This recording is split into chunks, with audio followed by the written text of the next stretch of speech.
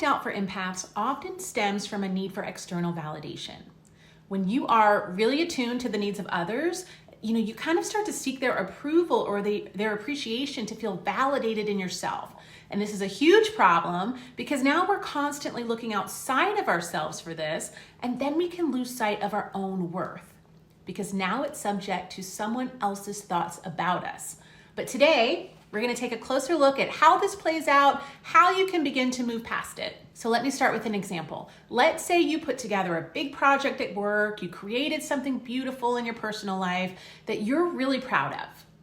But if you don't receive immediate praise or acknowledgement, sometimes your mind might start to play tricks on you and kind of lead you down that rabbit hole of questioning whether your work is actually good.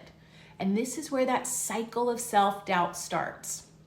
And for many of us, this happened very early on in life, and it continued into those really formative years, our childhood, our first relationships, your first workplace. And if you don't nip this in the bud, it will affect you for the rest of your life. But guys, we're not gonna let that happen.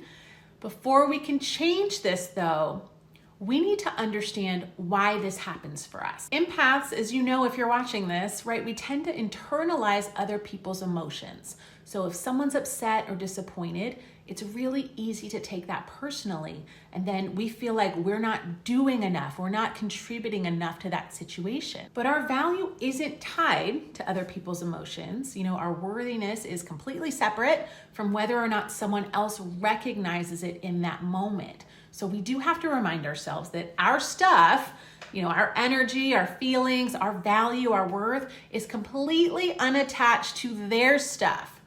This and that can both be true. They are not automatically intertwined. Another big source of self-doubt comes from this responsibility that a lot of empaths tend to feel for others. So you might feel like you're responsible for fixing other people's problems or helping them feel better. And this creates a lot of pressure and leaves us questioning if we're doing enough. So this is gonna be a little therapy moment, guys, but I have this memory from childhood and it's so silly, but I was walking with my grandfather and we stopped at this vending machine to get a drink and it was either a root beer or a Diet Dr. Pepper. I don't remember. And they were out. And he's like, okay, and he picks something else out. I remember crying about this. Like I was so sad that he didn't get what he wanted in that moment. And I know that's such a silly example, but that's the level of responsibility I was feeling in that moment for him getting that thing that he wanted.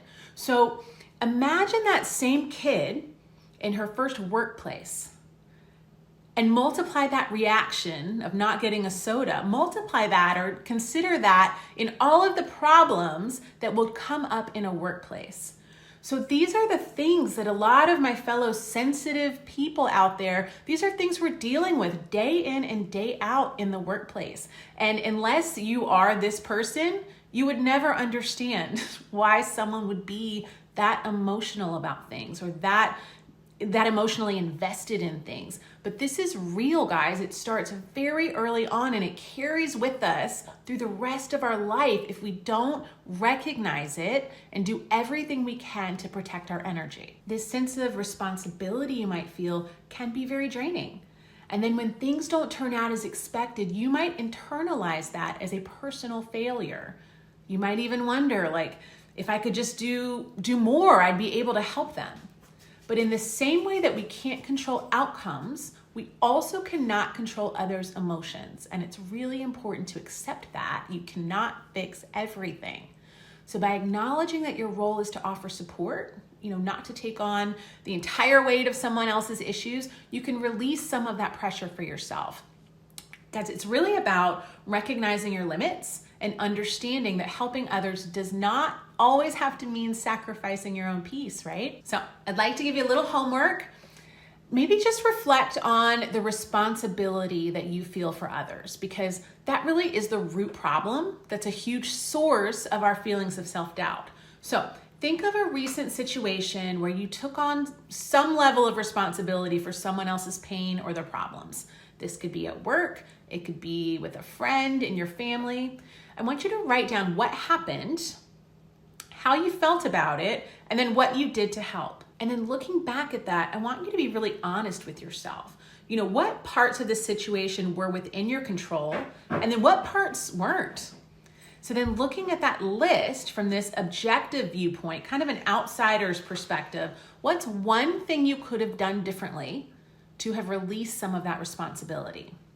When things like this come up, really consider how you can detach from other people's stress and their problems.